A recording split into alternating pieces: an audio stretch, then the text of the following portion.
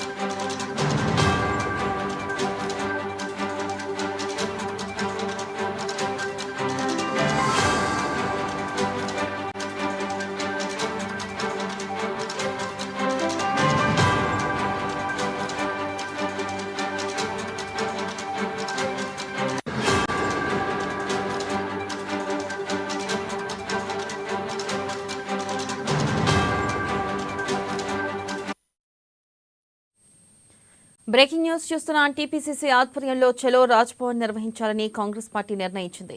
అమెరికాలో అదానీపై కేసు, మణిపూర్ అంశాలను నిరసిస్తూ ఉదయం 11 గంటలకు టీపీసీసీ అధ్యక్షుడు మహేష్ కుమార్ గౌడ్ ఆధ్వర్యంలో ఈ చలో రాజ్భవన్ కార్యక్రమాన్ని నిర్వహించనున్నారు. దీనిపై మరింత సమాచారాన్ని మా ప్రతినిధి హరీష్ అందిస్తారు. హరీష్, చెప్పండి, ఈ రోజు చలో రాజ్భవన్ కార్యక్రమంలో ముఖ్యంగా ఎవరెవరు పాల్గొనున్నారో అప్డేట్స్ ఏంటి?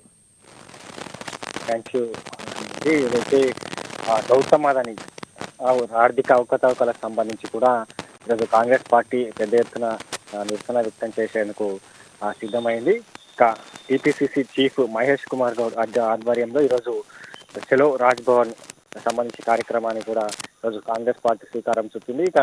ఈరోజు ఉదయం 11 గంటలకు సంబంధించి నెక్లెస్ రోడ్లోని ఇందిరాగాంధీ స్టాచ్యూ నుంచి రాజ్భవన్ వరకు కూడా పెద్ద ఎత్తున ప్రదర్శన నిర్వహించేందుకు సిద్ధమైంది. దీంట్లో CM Revanth Reddy, deputy CM బట్టి విక్రమార్కతో పాటుగా ఏఐసీసీ ఇన్ఛార్జ్ దీపదాస్ నుంచి మంత్రులు, ఇతర కాంగ్రెస్ పార్టీ నేతలు పాల్గొన్న నేపథ్యం అయితే కనిపిస్తుంది. ప్రధానంగా గౌతమ్ అదానీకి సంబంధించి కూడా ఏదైతే ఆర్థిక అవకతవకలకు పాల్పడ్డారో దీనిపైన కూడా ఇప్పటి వరకు ప్రధాని మోడీ స్పందించలేదు.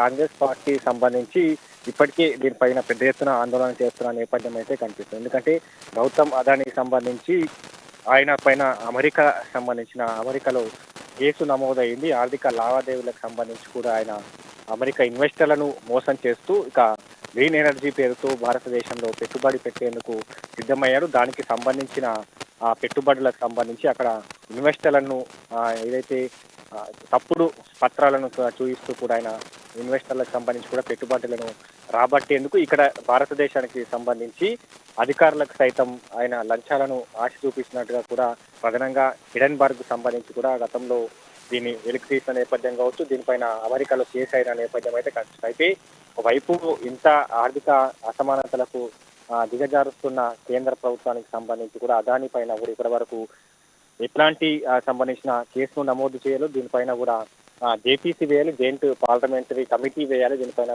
పూర్తిగా విచారణ జరిపించాలని కూడా కాంగ్రెస్ పార్టీ పట్టుబడుతున్న నేపథ్యం కనిపిస్తుంది. ఇప్పటికే పార్లమెంట్ సమావేశాలు కొనసాగుతున్న నేపథ్యంలో పార్లమెంట్ లో కూడా దీనిపైన పెద్ద ఎత్తున ఆందోళన చేస్తున్న పరిస్థితులు అయితే కనిపిస్తున్నాయి. అదానిపైన కూడా ఇప్పటికీ ఆయన చేసిన స్కామ్స్ పైన కూడా జేపీసీ వేయాలని కూడా కాంగ్రెస్ పార్టీ పెద్ద ఎత్తున సంబంధించి కూడా పట్టుబడుతున్న నేపథ్యం అయితే కనిపిస్తుంది. పూర్తిగా ఏదైతే ఈ గ్రీన్ ఎనర్జీ పేరుతో కూడా అక్రమ మార్గాల ద్వారా కూడా కంపెనీ సంబంధించిన ఇన్వెస్టర్లను బాండ్లను సేకరించి పూర్తిగా ఇక్కడ అదాని సంస్థకు సంబంధించి కూడా మోసాలకు పాల్పడుతున్నట్టుగా కూడా అమెరికాలో కేసు అయింది. దీనికి సంబంధించి ఇప్పటి వరకు కూడా ప్రధాని మోడీ స్పందించలేదు. ప్రధాని మోడీ కనుసన్నలోనే అదాని నడుస్తున్నాడు. దీనికి సంబంధించి ఏదైతే దీనికి సంబంధించి పూర్తిగా సమగ్ర విచారణ జరిపించాలి, దీంట్లో ఏవైతే ఉన్నాయో నిజాలను వెలికి తీయాలని కూడా ప్రధానంగా కాంగ్రెస్ పార్టీ పట్టుబడుతున్న నేపథ్యంలో ఏఐసిసి సంబంధించిన అధిష్టానానికి సంబంధించి కూడా ఈరోజు పెద్ద ఎత్తున ఏదైతే నిరసన కార్యక్రమాలకు పిలుపునిచ్చిన నేపథ్యంలో కాంగ్రెస్ పార్టీకి సంబంధించి ఈరోజు ఉదయం 11 గంటలకు సంబంధించి కూడా సెలవు రాజ్భవన్ ముట్టడి పిలుపునిచ్చింది. ఈ నేపథ్యంలో ఉదయం 11 గంటలకు ఇందిరాగాంధీ స్టాచ్యూ నెక్లెస్ రోడ్లోని ఇందిరాగాంధీ స్టాచ్యూ నుంచి రాజ్భవన్ వరకు కూడా పెద్ద ఎత్తున బల ప్రదర్శన నిర్వహించినారు. ఈ కార్యక్రమానికి సంబంధించి కూడా CM Revanth Reddy, deputy CM బట్టి విక్రమార్క కూడా దాంతో పాటు మంత్రులు, కాంగ్రెస్ పార్టీకి సంబంధించిన కూడా ముఖ్య నేతలు పాల్గొనే అవకాశం అయితే ఉంది. Right Harish, thank you.